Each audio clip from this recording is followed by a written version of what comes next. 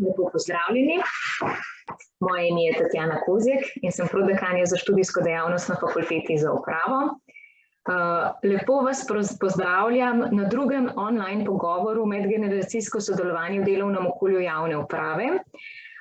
Gostje današnjega pogovora so gospa Irena Kuntarič-Hribar, sekretarka na Ministrstvu za delo, družino, socialne zadeve in enake možnosti, gospod Žiga Vavkotič, pobudnik in soustanovitelj projekta Simbioza in svetovalec vodstvu Outfit 7, in pa gospa Mojca Ramšak-Pešec, vodja sektorja za kadrovske in pravne zadeve na Generalnem sekretariatu Vlade Republike Slovenije.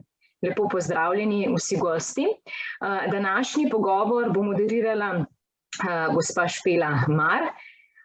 Namen današnjega pogovora pa je izmenjati mnenja, znanja, izkušnje o spodbujanju medgeneracijskega sodelovanja zaposlenih v delovanju javne uprave. Vprašanja se bodo nanašala na to, kakšne so značilnosti različnih generacij zaposlenih, kako in zakaj je v bistvu sploh medgeneracijsko sodelovanje v delovnem okolju pomembno, na kakšen način je to sploh možno in kako spodbujati medgeneracijsko sodelovanje in pa kako bi to lahko v te organizacije javne uprave uvedli. Jaz vam želim, verjamem, da bomo na tem pogovoru slišali veliko zanimivih idej, zato ker predajam besedo govornikom. Najlepša hvala, dr. Kozjek, za vaš uvodni pozdrav. Lep pozdrav vsem gostom in tudi udeležencem današnjega online pogovora z moje strani. Današnji online pogovor bo trajal približno 1 uro, se pravi tam nekje do 17:00. In seveda tekom pogovora lahko udeleženci tudi zastavite svoje vprašanje v chat v Zoomu. Na ta vprašanja bodo pa seveda naši gostje odgovarjali proti koncu pogovora. Tako da jaz kar predlagam, da mi pričnemo. Se pravi, zdaj v današnjem času se v delovnem okolju javne uprave srečujejo 4 generacije, ne? Se pravi baby boom generacija, generacija X, generacija Y in generacija Z. Ob tem nas zanima, ali prepoznavate razlike med temi generacijami in če lahko izpostavite kakšne značilnosti vsake generacije posebej, in seveda tudi razlike, ki jih zaznavate v delovnem okolju javne uprave.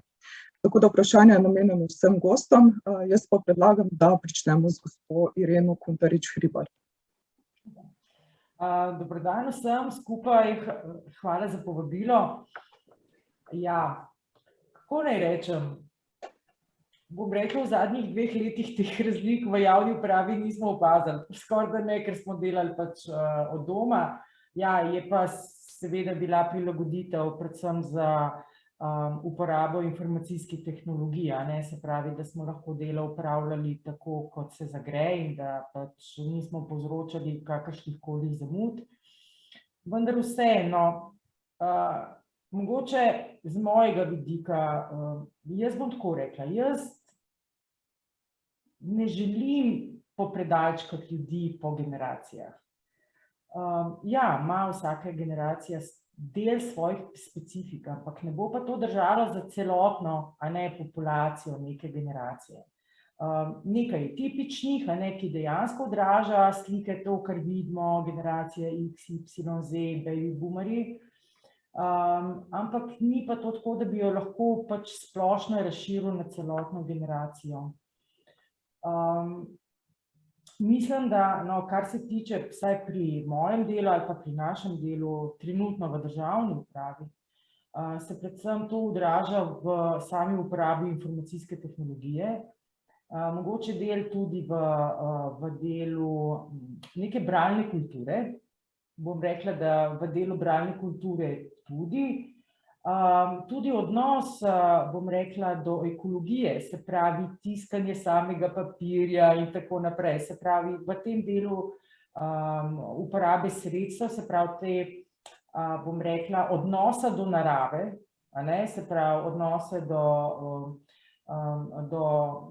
tega, da ne printaš preveč in tako naprej. Mislim, tukaj je razlika, ne, nekdo je navajen, bom rekla, generacije baby boomerjev, predvsem pa X-erji, da si vsako zadevico naprej natisnejo, pogledajo, počrtajo, pobarvajo in tako naprej, kar za naslednje generacije ni več toliko tipično. Bom pa tudi to rekla, da recimo za mojo generacijo, jaz sem generacija X, mi smo se mogli pač vse tehnologije naučiti. Se pravi, ko se jaz z mojimi kolegi, ki so mlajši, pogovarjam o tem, da smo uporabljali, ne vem, da je bilo recimo v podjetju, kjer sem bila prvič zaposlena, samo 25 računalnikov, PC-ov, pa da so se plače računale na kartice, pa da je bilo, pa da smo imeli strojepisnico, to je, ampak, a veste, v končni fazi še nisem toliko stara, sem imela samo 52 let, mislim tako tak moj osebni občutek, in v bistvu, ko jim razlagaš določene stvari, kaj je bilo prej, te samo malček pogledajo, pa prav, ja, ampak kaj pa zdaj? Rečeš, v bistvu se ni toliko veliko spremenilo, v bistvu si mislil, da ti bo ta tehnologija omogočala hitrejše, bolj optimalno delo, pa ugotoviš, da to kar ni res, v bistvu sicer imamo vsi računalnikom, ampak dela je pa kar, mislim, trenutno, saj jaz ko vidim, v javni upravi neka digitalizacija ali pa informatizacija nekih procesov nam ni olajšala delo, kvečemu ga razumemo, kot da ga imamo malo več. Ampak v glavnem, ja, mislim, so debate v tem, so razlike, ampak tudi v načinu razmišljanja je razlika, tudi ciljna usmerjenost je drugačna, tudi pripadnost organizaciji je drugačna glede na generacijo. Ampak moje osebno mnenje je, da so to vse izzivi, ki jih lahko uredimo z dejanskim ukvarjanjem s kadri v organizaciji, se pravi vzpostavitev kulture in tako naprej. Toliko v začetek, ker jaz mislim, da je začeti najtežje, tako da bomo videli. Hvala. Hvala, gospa Irena. Gospa Mojca Ramšak-Pešec, če bi podate svoje mnenje. Ja, hvala lepa. Ja, tudi jaz moram priznati, da je za samo oceno teh različnih kategorij zaposlenih v državni upravi morda treba pogledati malo dlje za nazaj kot zadnja leta, ki smo bili prisiljeni pač v oblike dela, kakršne so bile. Jaz mogoče za razliko od gospe Irene, kolegice Irene, menim, da je pa mogoče zaposlene kategorizirati v neke generacije oziroma možno prepoznati neke tipične te lastnosti in način dela in odnos do dela v skupini zaposlenih, ki sodijo v neko širšo skupino starostne kategorije. Dobro, treba je priznati, da ta baby boom generacija se počasi že poslavlja s trga dela in da se že njihovo število delovno aktivnih zmanjšuje. Tudi te Z kategorije generacije ni več toliko veliko, tako da je najbolj številčna ta X in Y generacija, ampak ob spremljanju, mogoče v nekem daljšem časovnem obdobju, je mogoče zaznati, da se je predvsem morda na enih 4-5 značilnostih njihovega ravnanja, njihovega odnosa do dela v delovnem okolju, tudi v javni upravi, mogoče zaznati neke spremembe, neke skupine starostne ljudi. Zdaj, če je ta baby boom generacija, ki sem rekla, da se nekako morda že poslavlja iz naših sredin postopoma, je vedno manjša, če je bilo že za njo značilno, da so bili pripravljeni izredno trdo res delati in da za njih delo še vedno pomenila neka vrednota, da so za rezultat, za napredovanje bili pripravljeni zelo trdo delati in da so to svoje rezultate temeljili na svojem trdem delu, za razliko od tega, da so bili mogoče malo manj mobilni, malo manj fleksibilni, malo težje je bilo uveljavljati spremembe pri njih, so tudi seveda ta sodobna tehnologija in komunikacijske veščine malo bolj delajo težave. So pa sledili oziroma želeli pri svojem delu imeti jasna navodila in jasne usmeritve za doseganje ciljev in tistem so sledili. Zdaj, če te starejše generacije kot vodja nisi morda povedal ne samo cilj, ampak tudi pot, po kateri naj pride, so bili malo zmedeni in niso ravno morda bili tako učinkoviti, kot če si jim povedal tudi pot in način, kako naj pridejo do tega cilja. Zdaj, ta X generacija, kateri tudi jaz pripadam, Ta se je že bistveno bolj izoblikovala v neko samostojno generacijo pri delu, manj so potrebovali ali celo želeli teh jasnih navodil oziroma še vedno želijo pri delu. Bolj so želeli neko samostojnost, glede na svojo, kako bom rekla, pot odraščanja in izoblikovanja kot osebnosti. Imam pa občutek, da so prihajali iz tega sistema, v katerem so se rodili in v katerem so se uveljavljali potem kot zaposleni, se pravi iz tega socialističnega, kapitalističnega sistema, ta podjetniški, da je pri njih kar dosti izoblikovana ta vodstvena sposobnost, da so se začeli pojavljati te podjetniški nagibi, podjetništvo se je uveljavljalo v času, ko so stopali na trg delovne sile in da so zelo lahko rečem dobri vodje, da se je pri njih izoblikovala ta podjetniška in vodstvena iniciativa.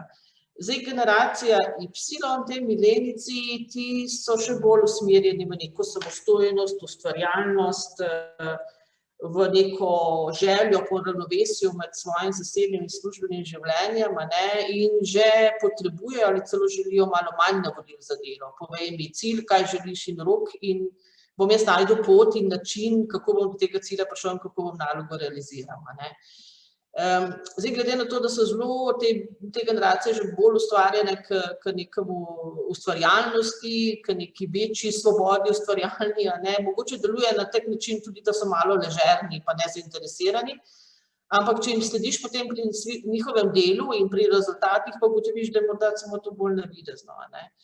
Zdaj, ta zadnja generacija Z, to je pa generacija, ki šele prihaja, ker to je pa tista, ki vstopa v naše vrste, za njo je pa značilno res ta nekako obremenjenost, pozitivno smislu morda, včasih pa tudi negativno, ko delujejo, da so skozi nekako napeti pa živčni, ker skozi iščejo neke nove informacije, nove načine, skozi bi nekaj spreminjali. Te pa dejansko ne samo to, da želijo delovati v nekem okolju, ki je bolj odprto, ki ni toliko, bom rekla, formalizirano, ampak to celo pričakujejo in samo v takem okolju jih v bistvu lahko zadovoljiš kot ustreznem delovnem okolju, pri čemer tem zaposlenim ti neko stabilno zaposlitev in neko stabilnost oziroma trajno zaposlitve ne pomeni toliko, kot to, da se lahko uveljavijo ta svoj način razmišljanja, to svojo odprtost in to svojo ustvarjalnost v delovnem okolju.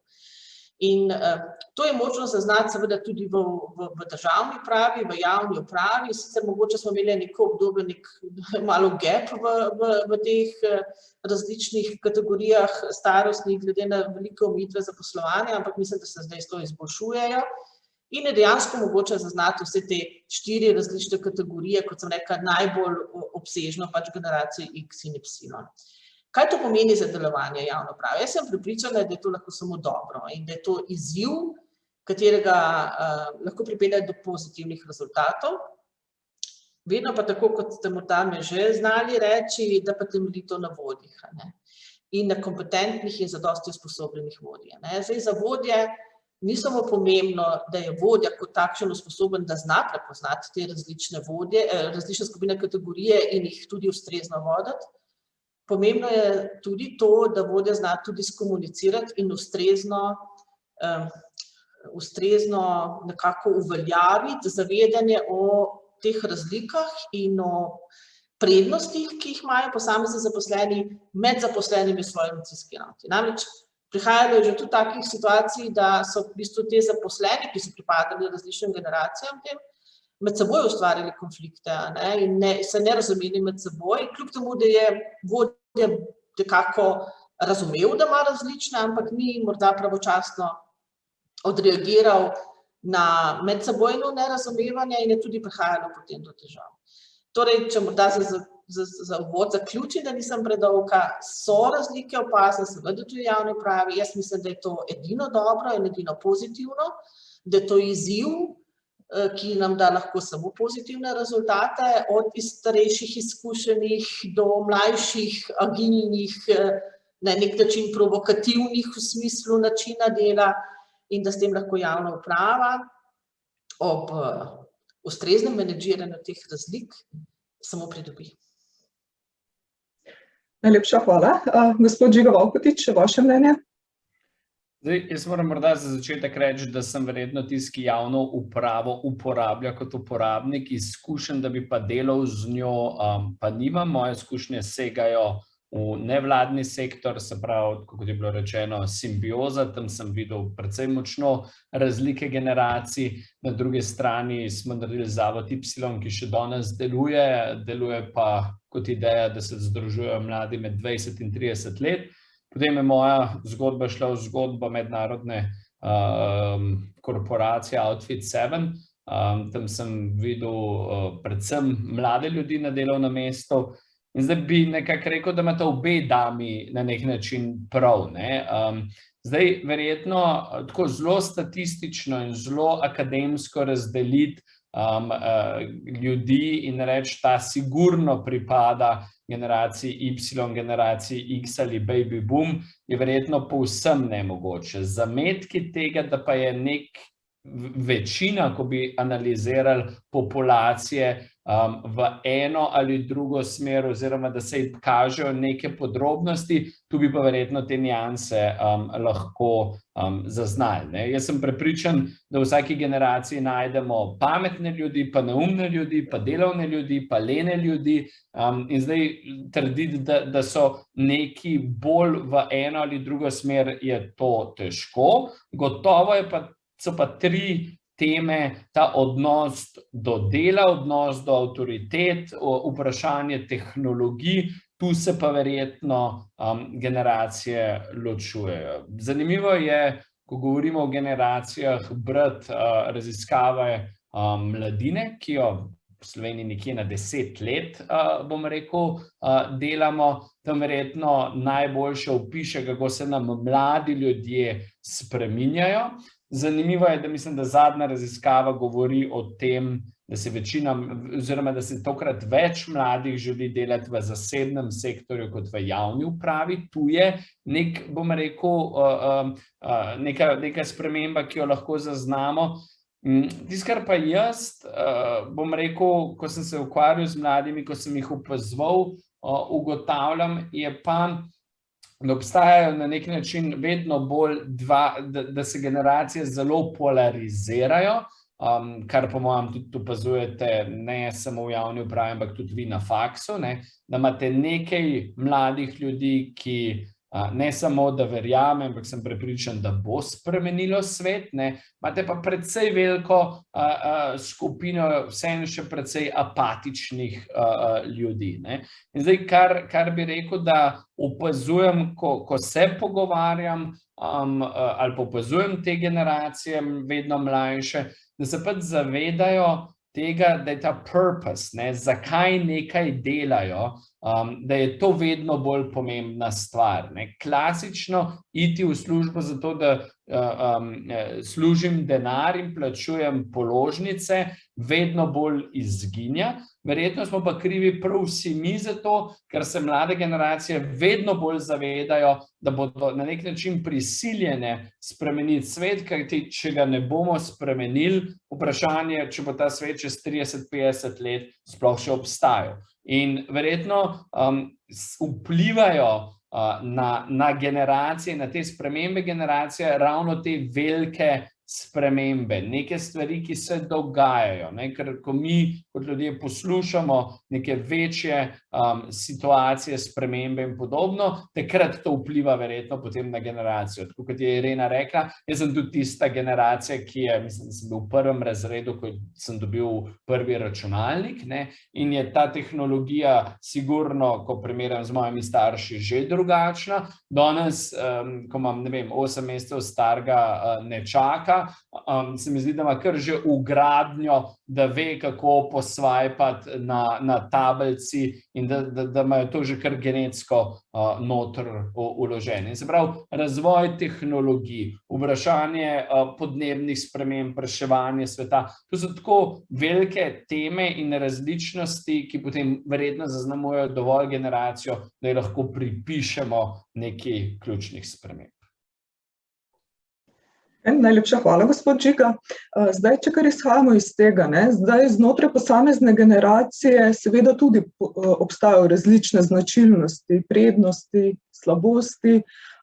Vemo, da seveda pripadniki posamezne generacije so tudi različnih starosti, ne? Ta razlika je tam nekje med 10 do 15 let. Pa če lahko morda izpostavite te razlike znotraj posamezne generacije. Gospa Irena, mogoče? V bistvu je to kar težko vprašanje.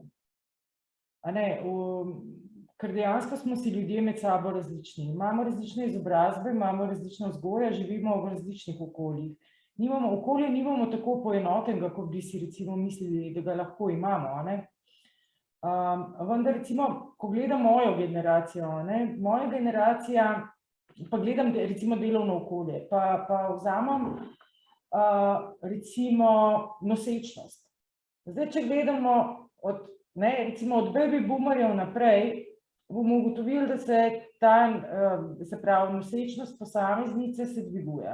Zdaj, trenutno je v Sloveniji 29, pa še malo. Smo že na 30, se pravi v generaciji baby booma, je bila ta zadeva tam med 18 do 20 let. Mogoče še malo čez, ampak zelo težko čez. In recimo, ko pogledamo generacije, mi imamo lahko zdaj generacije ali v isti generaciji otroke, lahko se pa zdaj že 2 ali pa 3 generacije združujejo z otroki, se pravi pri recimo X-u dobimo, ne vem, recimo nosečnost pri 42, se pravi, ker je pač ta razlika taka in je tudi odnos drugačen. Tudi recimo pravice so drugačne, ker so se pravice razvijale, se pravi, recimo do samega tega vprašanja. Recimo moja mama je imela 3 mesece porodniško in je imela potem pavzo za dojenje. Tega zdaj recimo ni.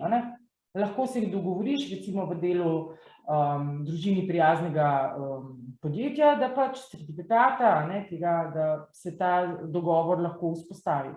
Ampak je zadeva drugačna in recimo tudi, kaj jaz moje kolege gledam, še enkrat poudarjam, mi smo v bistvu imeli vsi skoraj da enako štartno osnovo, vendar okolje in vzgoja je naredila svoje.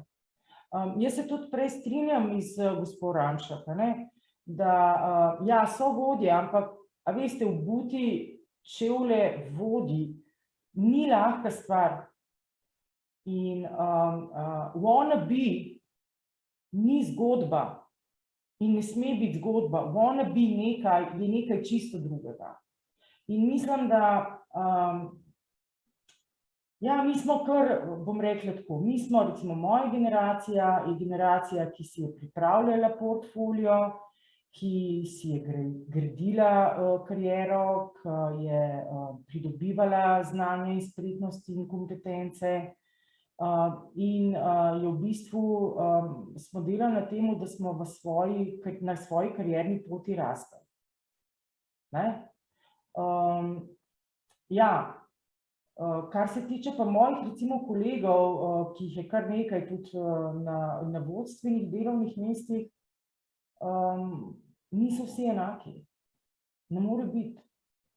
In tudi, ko gledamo zadevo skozi usposabljanja, jaz zelo težko mojim kolegom dopovem, da je na vodstvenem delovnem mestu najmanj razlika 60-40, najmanj procentov svojega delovnega cajta, se pravi 60 v prid ravnanja s kadri in 40 svoje stroke in upravljanje s stroko. Se pravi, da prihaja do razumevanja, da ni samo delegiranja in tako naprej. Ampak problem ukvarjanja z ljudmi je na vodstvenem delu eden izmed, kakor jaz opažam, največjih problemov v javni upravi. Se pravi, zavedanja, da ti s svojimi kolegi upravljaš. To se mi zdi eni od izzivov in tudi mislim, da je gospa Mojca to izpostavila, gospod Mojca Ramšak izpostavlja to, pravilno, dobro usposobljeni vodje. Bom pa tako rekla, tudi moji kolegi, ki delajo v gospodarstvu, moja generacija, so praviloma zelo uspešni in imamo čut, bom tako rekla, imamo čut da se znamo prilagajati, znamo komunicirati in nismo pokroviteljski. Se pravi, znamo postaviti ta del komunikacije, kar pa recimo za mlajše, ne vem, vsaj iz mojega delovnega okolja, ni glih, ne izhaja ravno. Ta komunikacija med generacijami je lahko problem, predvsem je pa zgodba pokroviteljstva. Recimo, ena od mojih izkušenj je bila na prejšnjem delovnem mestu, ko je prišlo do trka generacij, res, dejansko je prišlo do trka generacij, ker so se, recimo, generacija Y pa čist mečkan Z-ja, joj, pa jaz ne morem iz moje sodelavko delati, je počasna, pa ne vem, ne razume me, se pravi, ta odzivnost je bila tista, ki jih je motila. Ok, v redu, potem kako zgodbo rešiti? Na kak način vzpostaviti komunikacijo? In jaz sem imela eno veliko srečo. Glih v bližini je bilo novo leto in pač Dedek Mraz. In moje kolegice, ki bom rekla tako, baby boom generacije, so me zaprosile, če bi lahko pripeljale svoje vnuke. In kaj se je zgodilo? Prišla je, se pravi, mlajša generacija, ki naproša svoje starše, ki bi lahko si kakšen vikend vzeli fraj, ker mi otroka počiva, jaz se mora brez malo spočiti. Ali pa ti mami, a lahko mi popoldne otroka čuvaš, da grem jaz lahko v trgovino. Nikoli, kot imaš ti odnos do svoje mame, ali pa do svojih staršev, je nečkan drugačen. In starš ti nikoli ne reče ne, po navadi. No in ko so videli celotno generacijo, se pravi, več kot 65 otrok je bilo na kupu, od tega je bilo skoraj 1/3 vnukov, so se mlajše mame, tako bom rekla, 2 dni po Dedku Mrazu, so prišle do mene in so rekle, Irina, nismo imele prav. Nismo imele prav. One tudi svojim otrokom ne rečejo ne. In so, začele, vzpostavljale so komunikacijo čisto na drugem nivoju in so v bistvu prišle okrog do tega, da je važno, da svoje delo opravljaš kakovostno, v času in da je res, ta odnos njihov pomoči res nujen. Ker naenkrat, ne vem, meni se zdi tako, mogoče malo smešno, ampak to je moja izkušnja. Pred sabo so videli svojo mamo. In tlej je naredil se klik, da se je zgodba začela prestavljati v pozitivno smer in jaz se z gospodom Ramšak absolutno strinjam, da vse te generacijske razlike, lahko medgeneracijske razlike vodijo samo v pozitivo, če je prepoznavna, zaznavna in če obstaja komunikacija, brez tega pa ne bo šlo. Tisto kupčkanje po hodnikih pa med nadstropji, to ni čisto v redu. Dobro je, da vzpostaviš sistem, ki pride do tega kontakta in definitivno je treba recimo v sektorjih, v službah generacije med sabo mešati. Potruditi se je treba, ne bo ti vedno uspelo, ampak dobro jih je zmešati med sabo. To pa govorim tudi zaradi dejstva, kakor jaz opažam, mogoče me bo gospa Mojca popravila, mentorskega sistema v javni upravi ni. Se pravi, javna uprava tudi ne pozna banke znanja, zelo težko dela z novimi metodami HRM-ja. Se pravi, ker do tega mora biti vodja občutljiv, vodja je tisti, ki predlaga in vodstvo je tisto, ki odloča. Se pravi, celotna hierarhija mora biti pripravljena, da se novosti, da se ta delo pač v organizacijo vplete. Mogoče bo Mojca kaj več o tem povedala, ampak to je moja lastna izkušnja. Mentorstva v tem delu, bom rekla, v 15 letih ga nisem srečala sem ga pa v eni organizaciji izpostavila. Se pravi, to mentorstvo, ki ne bi bilo pomembno zaradi prenosa znanja in vsega, kar zraven, se pravi, k boljši učinkovitosti državne oziroma javne uprave, je mentorstvo zelo pomembno. Mogoče pa pol še kaj kasneje. Hvala. Najlepša hvala, gospa Irena. Se pravi, zdaj ste že izpostavili, da to medgeneracijsko sodelovanje v delovnem okolju tudi javne uprave izredno pomembno in da je pri tem ključen vodja. Zdaj me pa zanima, gospod Žigan, gospod Mojca, ali bi lahko vidva izpostavila nekaj teh razlik in kako zdaj naj vodja, ki je odgovoren za to odpravljanje medgeneracijskih vrzeli, kako naj zdaj sodeluje z zaposlenimi, kako jih naj motivira? Če lahko gospa Mojca, kar odgovorite. Ja, hvala lepa. Ja, tisto, kar se absolutno moram reči, na samem začetku strinjam z kolegico Ireno, je, da biti vodja je težko, ni enostavno. In druga ugotovitev, s katero se tudi absolutno strinjam, da javno upravo na področju HRM-ja čaka še zelo veliko dela in da je to eno izmed področij, ki je bilo zelo, da bom rekla, zapostavljeno oziroma kot neko področje, s katerim se morda ne treba toliko ukvarjati v državni upravi, v javni upravi, saj gre za neka opravila, ki so tako predpisana, ki so formalizirani, postopki, ki so znani in da neke zelo velike ustvarjalnosti in proaktivnosti strani zaposlenih niti ni potrebno. Morda v določenih obdobjih vrsto let nazaj, morda desetletji niso bila zelo zaželena neka velika ustvarjalnost strani javne uprave ali državne uprave, ampak zgolj izvrševanje predpisov.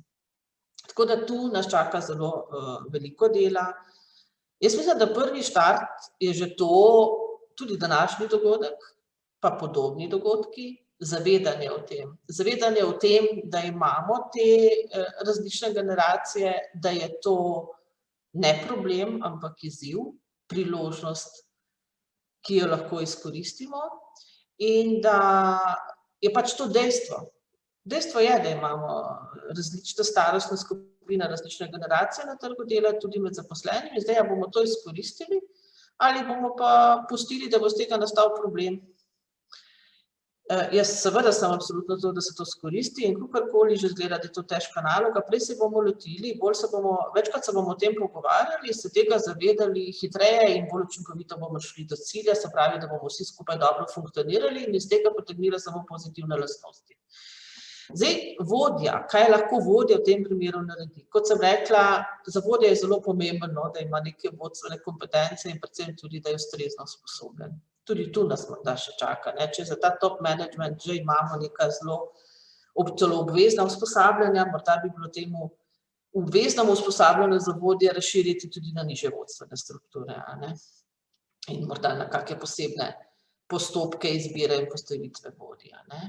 Zdaj, prvi korak je že to, kot sem rekla, da se o tem znotraj delovnega okolja pogovarja in da se tudi tisti morda zaposleni, ki se ne zavedajo, da je to dejstvo in da posameznik, ki razmišlja drugače, ni problem, ni čuden, ni ne vem kaj, ampak je to dejstvo, katerem je treba ta razlike v odnosu do dela, odnosu do komunikacije, odnosu do avtoritete, odnosu do formalizacije postopkov, za razliko od ustvarjalnosti, večje svobode, večje ciljne usmerjenosti, drugačen odnos v končni fazi tudi morda do delovnega časa, da to znamo izkoristiti, da se o tem pogovarjamo in da znamo to izkoristiti in da, ko nastanejo problemi, da ta problem osvetlimo in da se vidi, da v bistvu ni problem, ampak je pač družbeno pogojeno, da pač mlajše generacije razmišljajo drugače kot starejše.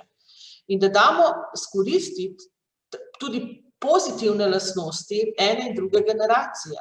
Ker če imamo te mogoče malo mlajše kolege, ki so ustvarjalni, hitri, tako inovativni, nekaj novega, in starejšo generacijo, ki ima izkušnje in ki se morda iz izkušnja zna reči, morda bi pa še enkrat pomislili, morda bi šli pa po malo daljši poti, pa bolj sigurno, in da to izkušnje in te mogoče tudi na prvi pogled malo bolj komplicirane poti znamo združiti in ustrezno ravnovesje vzpostaviti z neko novo idejo, z neko inovativnostjo, z neko drsnostjo, ki jo imajo mladi, mislim, da s tem pridemo zelo daleč.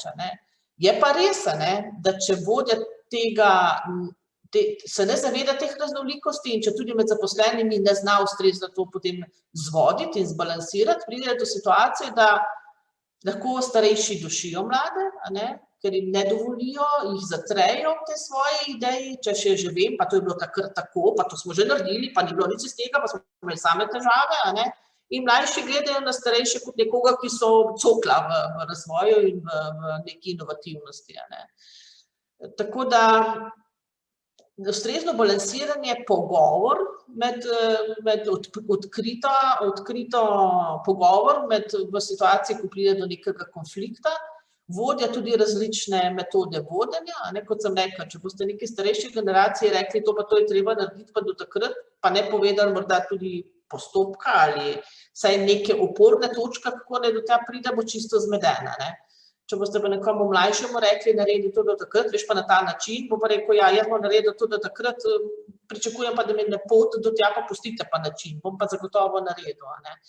Tako da se mora vodja na eni strani zavedati teh različnosti v vodje, jasno povedati pričakovanja, kaj pričakuje v konkretni situaciji od enega in drugega.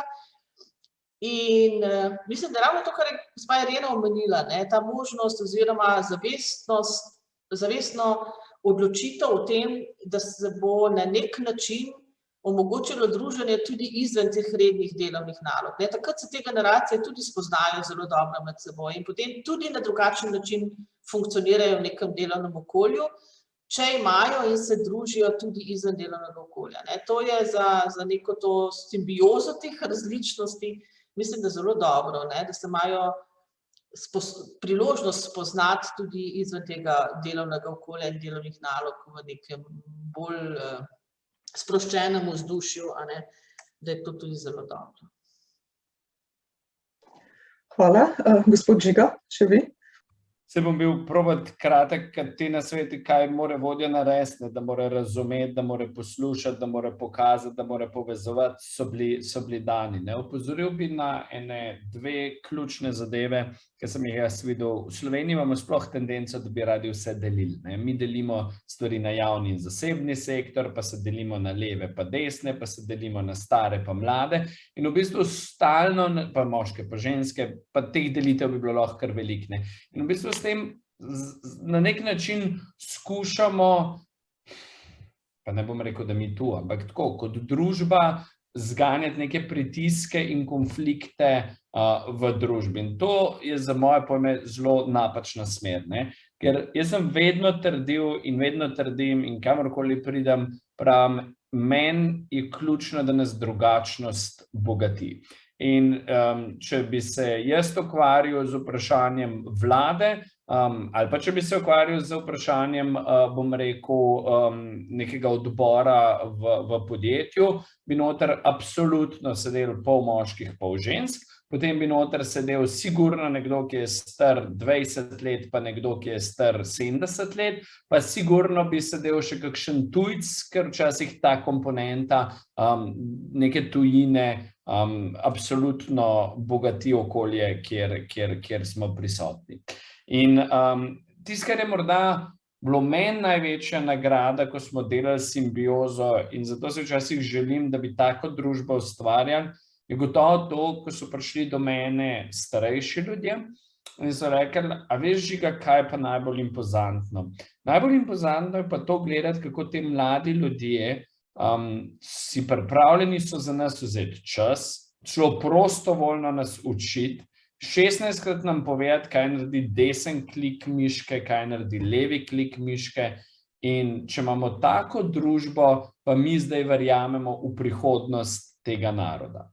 Potem so prišli pa tudi mladi, ki so pa rekli, Madonna, Žiga, a veš, da te starejši pa niso kar za odpad. Sej lej, po svojem je treba 6krat povedati, kako tisto miško pa te stvari. Ampak, če jih znaš poslušati, veš, koliko stvari se ti od njih lahko naučiš, kakšno bogastvo je v teh ljudeh.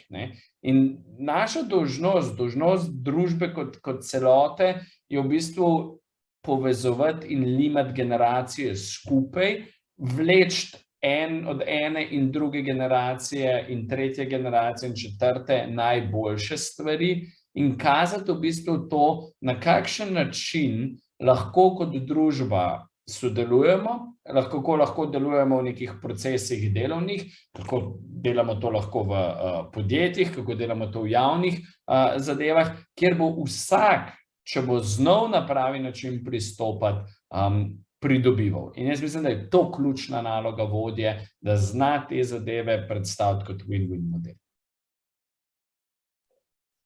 Najlepša hvala, gospod Žiga. Evo, zdaj že izpostavljate, se pravi, da je znanje zelo pomembno v današnjem času, ne, sploh vse te spremembe, ki vplivajo na delovno okolje, na delovne procese, na zaposlene. Zdaj, če lahko mogoče konkretno podate nekaj primerov, kako si pa naj generacije med seboj pomagajo pri pridobivanju in širjenju oziroma prenosu znanja. Mogoče je najprej gospa Irena, pa potem gospod Žiga.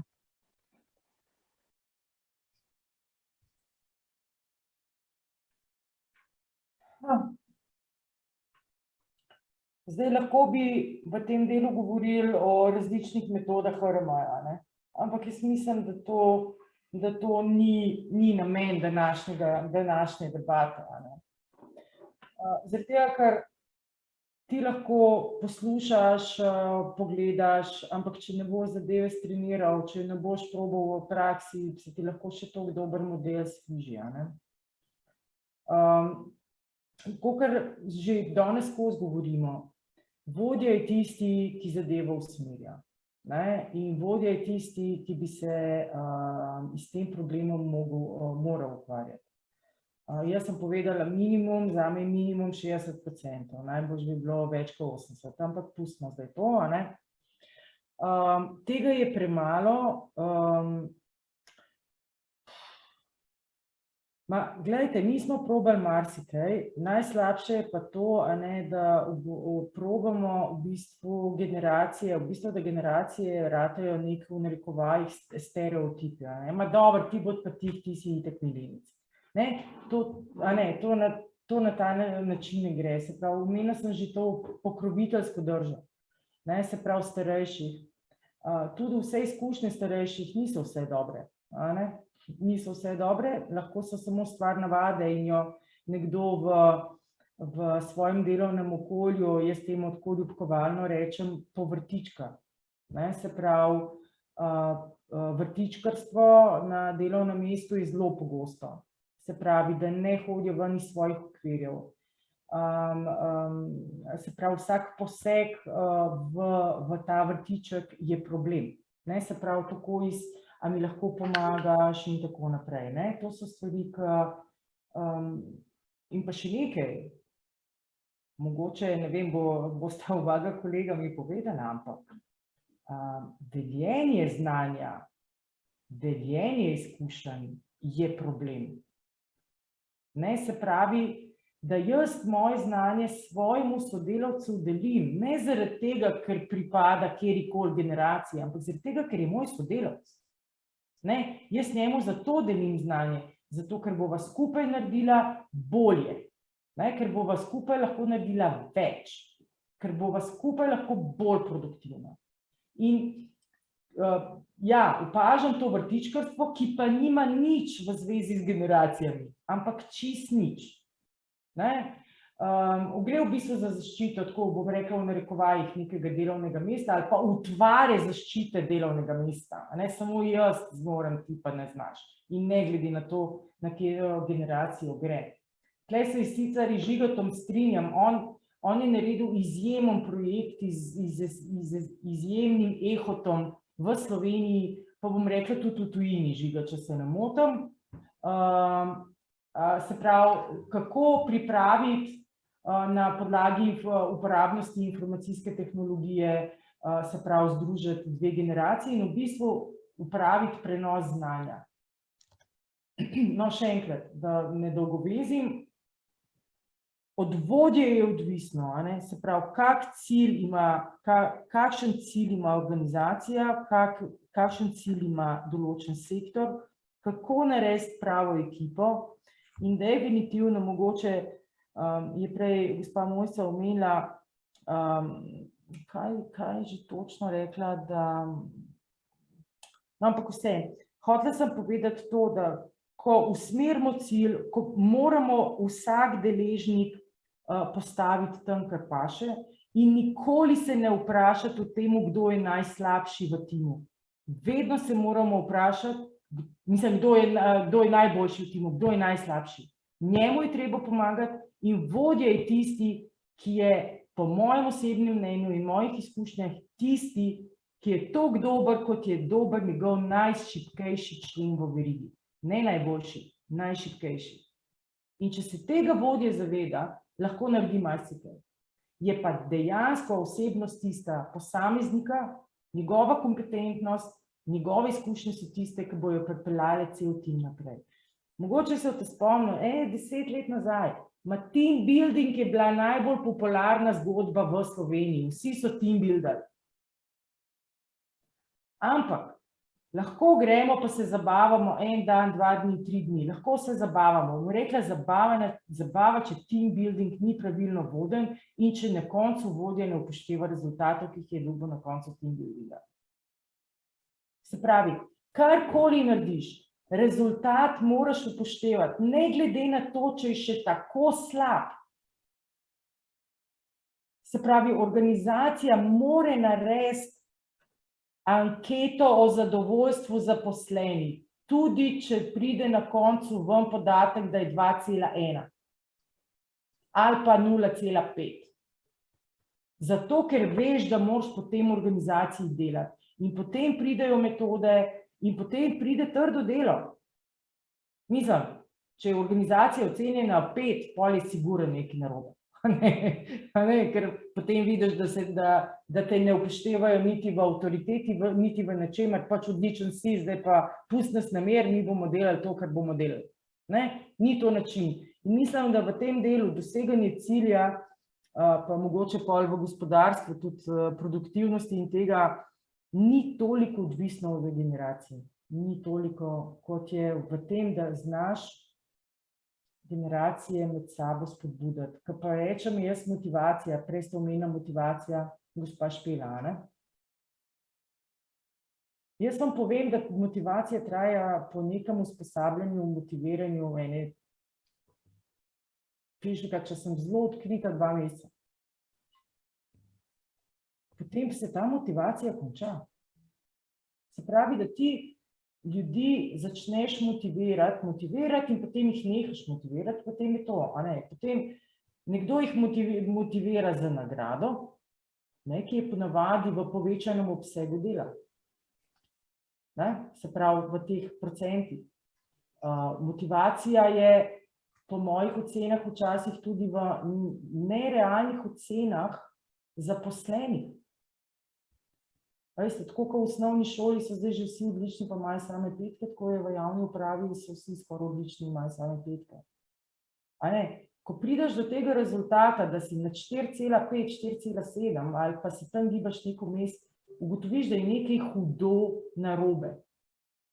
Se pravi, ne znamo si naliti čistega vina in povedati resnico. Se pravi, da je ocena 3 dobro in da je bilo delo narejeno v okviru tvojih delovnih nalog kakovostno. In da mora biti za 4 in 5 narejeno nekaj več. In zdaj smo kar vsi odlični, noben se ne upa nobenemu zameriti.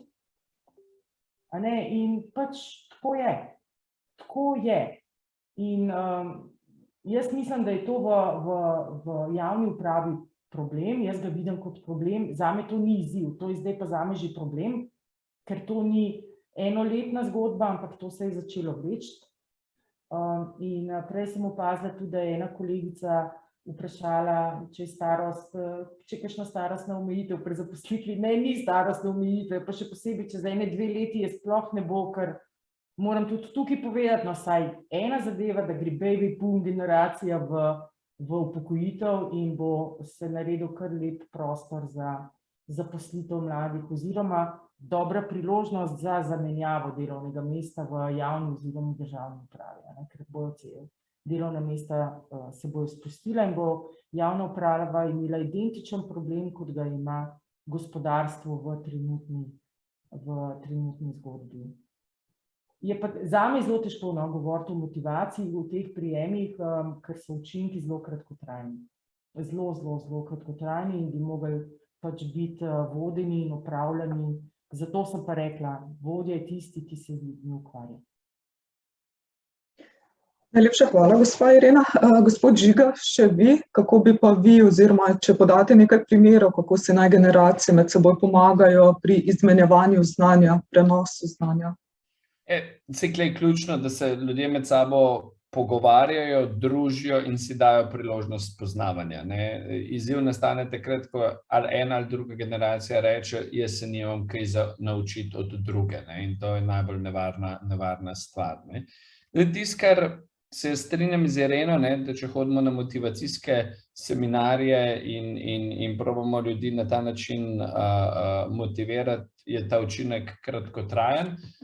Učinki pa niso takrat kratkotrajni, če ljudje vejo, zakaj delajo. In mi se recimo v podjetjih ogromno ukvarjamo z vprašanjem kulture. Na nek način kultura v podjetju jo definirata dve zadeve. Eno je vprašanje purpose, se pravi namena, zakaj smo in zakaj delamo te zadeve. Vse to pa, če pokažeš kot neko, bom rekel, hišo, temelji na vrednotah.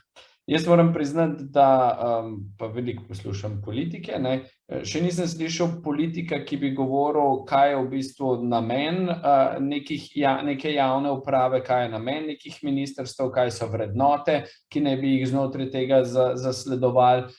Se pravi, kajti na koncu lima ljudi skupaj in željo nek cilj. Saj potem narediš na podlagi vsega tega, ko to veš, neke cilje, strategijo, vse te zadeve, ampak če nimamo ključno namena, zakaj smo tam, kaj so naše vrednote, tu je po mojem mnenju treba absolutno začeti, ker ko na nek način daš stvari na skupne imenovalce, je potem ljudem lažje, ker vejo, kaj je nek skupen cilj. In potem te generacije ne bi smele biti večji izziv, ampak potem rečeš, super, da je tole naš namen, tole so naše vrednote.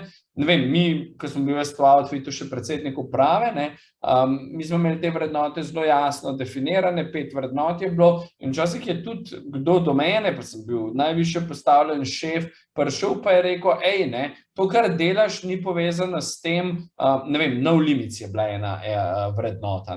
Se pravi, ti se omejuješ, ko razlagaš nam to, hkrati imamo pa vrednoto no limits. Jaz si želim, da bomo v javni upravi imeli enega 40 let starega človeka v birokraciji, ki bo ministru rekel, tole je naša vrednota in ti minister, ali pa vi, gospod minister, mi smo bili malo bolj neformalni, se tega ne držite zaradi teh vrednot. In to rabimo. Mi si moramo dovolj, da neke stvari iz gospodarstva pridejo v javno upravo in zato se s kolegicama izjemno strinjam.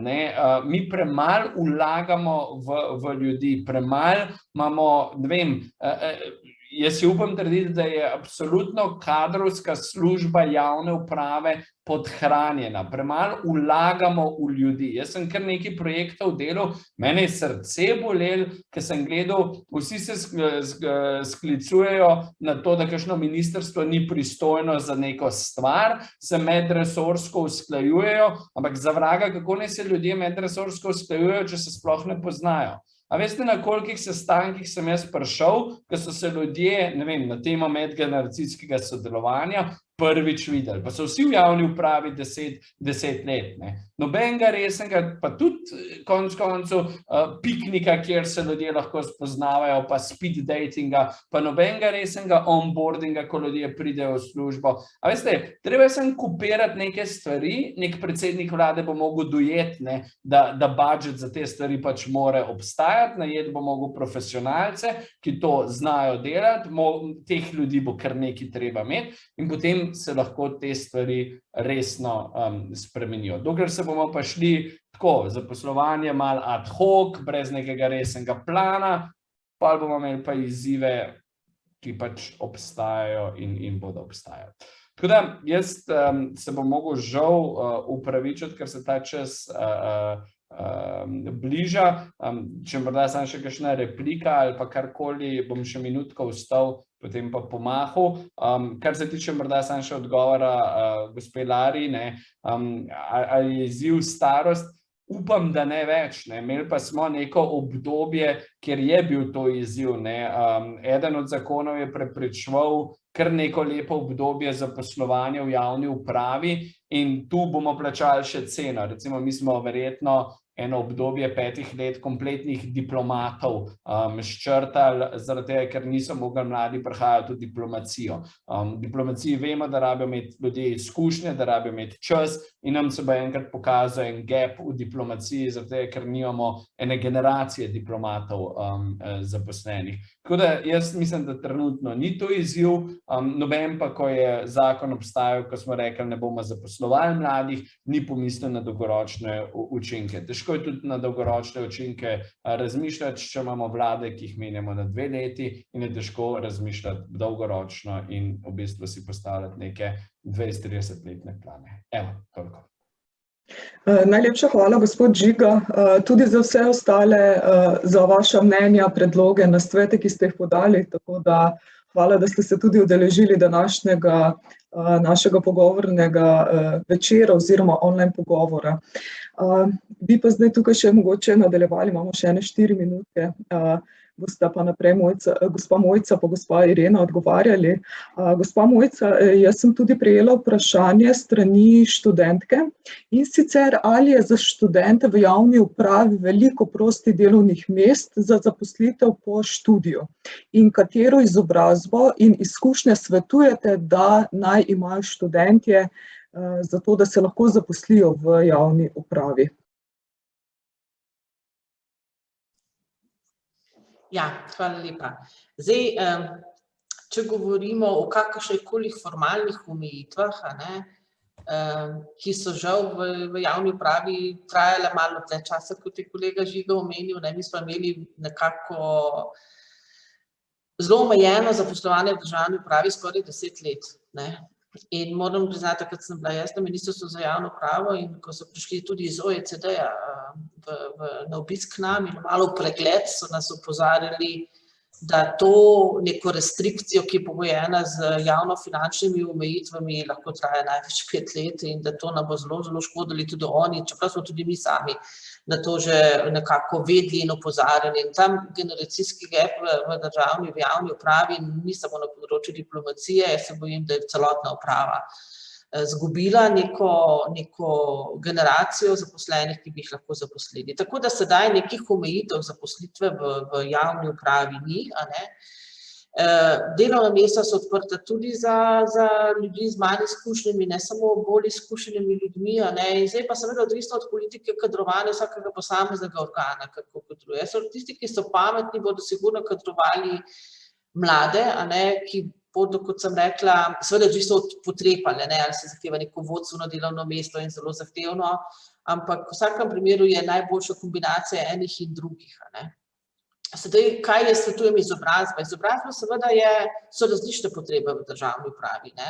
Tisto najslabše, kar je bilo pred leti, morda zaznati, morda tudi z diplomati te fakultete, je, da so pričakovali, če so to fakulteto naredili, da bodo oni se zaposlili in je bil to nek argument, ali saj pričakovana prednost pri zaposlitvi, imamo upravljeno fakulteto za pravo. Jaz to pač odsvetujem take argumente na zaposlitvenih razgovorih, kjerkoli pokažete se svojo energijo, svojo moč, svojo pripravljenost, svojo veliko željo delati v upravi. Ker sem že omenila, da za razliko od študentov ostalih fakultet, pa tudi predvsem tehničnih, ampak tudi katerih drugih, v bistvu so diplomati te fakultete tisti, ki se dejansko želijo delati v upravi, ki so se ves čas izobraževali za to, da se bojo sposobni za delo v upravi. In naj na teh zaposlitvenih razgovorih pokažejo to svojo, nam rekla, željo, strast, da bi res delali v upravi, da jih to dejansko veseli, da si želijo svojo kariero delati v upravi, ne samo kratkoročno v smislu, dokler ne najdem kakšne boljše rešitve, ampak tudi dolgoročno. In da je to ena izmed tistih prioritet morda diplomantov te fakultete, ki jo lahko izkažejo na teh zaposlitvenih razgovorih. Tako da, glede na to, da se sedaj, kot se rekla, neka velika generacija poslavlja s trga delovne sile tudi iz zaposlitve v javni upravi, sigurno možnosti za zaposlitve bodo. Ampak, kot sem rekla, ne svetujem, da se nekako pričakuje ali posebej izpostavlja pričakovanje prednosti pri zaposlitvi ravno z te fakultete, ampak da se izpostavijo pač te svoje prednosti študijske, vsebinske in te poslovno, karierno usmerjene strani diplomantov te fakultete, da se pokažejo vse svoja korajža, vse svoja samozavest, pripravljenost za učenje, za iskanje novih izkušenj. In mislim, da so to tiste kvalitete, ki se prepoznajo. Predvsem aktivnost, da nisi pasiven, da nisi nekako boječ, da nisi, da ne bom rekla tako, nek pogum, neko življenje, neko proaktivnost, neko željo in to se najboljše da. Zdaj, tisto, kar bi rada zaključila je, da najslabše, kar se nam lahko v upravi zgodi, je, da se bo naredil nek tak prepad med starejšimi in mlajšimi generacijami, da bojo starejši in mlajše generacije jemali kot neko vrsto konkurenco in mlajši starejšo generacijo kot neko ljudi z visokimi plačami in malo manj usposobljenimi zaposlenimi. In morda je tudi z tega stališča potrebno modro in bolj nujno pogledati tudi sistem nagrajevanja v državni upravi, ki mogoče ta gap povzroča, ker so zdaj razlike na istem delovnem mestu zaradi možnosti napredovanja za veliko plačnih razredov, se pravi za upravljanje enakega dela v plači zelo velike razlike, lahko tudi polovica, in potem mogoče prihaja tudi do tega, da starejši vidijo mlajše kot konkurenco, mlajši pa starejše kot nekoga, ki upravlja enako delo, vsaj na enakem delovnem mestu za bistveno višjo plačo. In ta plačni sistem in sistem nagrajevanja in napredovanja v državni upravi je tudi generator oziroma povzroča v večjem delu ta sistem nerealnih ocen, ker ocena dobro, pač, če bi javni uslužbenci bili ocenjevani tako, kot bi bilo vsebinsko edino pravilno, da bi večina pač, ker večina upravlja delo v skladu s svojimi pričakovanji, to je po sistemu ocenjevanja ocena dobro, pretvorjena v 3, ampak če pogledamo pravila napredovanja, bi do končnega plačnega razreda, katerega verjamem, da so avtorji tega plačnega sistema nekako ga sprejeli v pričakovanju, da na koncu svoje kariere ob polni delovni dobi, 40 let, ob nekem delu v skladu s pričakovanji prideš do končnega plačnega razreda, to ne bi bilo tako, ker če imaš ocene dobro, lahko napreduješ vsake 6 let, se pravi, bi mogel za 10 plačnih razredov delati 60 let. Se pravi, so neki elementi sistema nagrajevanja v državni upravi, ki morda tudi povzročajo neke nelogične rešitve na področju HRM-ja in je tudi to eden izmed razlogov, da plačni sistem se čim prej res pogleda in odpravi te anomalije, ki so se pojavile s tekom izvajanja plačnega sistema v praksi. Najlepša hvala, gospa Mojca. Tako da, glede na to, da se približujemo proti koncu našega pogovora, bi vas samo prosila, če lahko podate sklepno misel o pomembnosti medgeneracijskega sodelovanja v delovnem okolju javne uprave in zakaj se po vajinem mnenju zdi to pomembno tudi v prihodnosti. Mogoče gospa Irena, čisto na kratko, potem pa še gospa Mojca. Če sem res na kratko, ampak veste, če se vsi trudimo, da vidimo, da delodajalci, predvsem veliki, ne bom govorila o majhnih, se trudijo v nek sistem uvajanja nekih metod HRM-ja in tako naprej. Menim, da javna uprava bi mogla biti tega deležna še bolj. Zaradi tega, ker od našega dela je odvisno, se pravi, in dobro počutje državljanov in dobro počutje našega gospodarstva.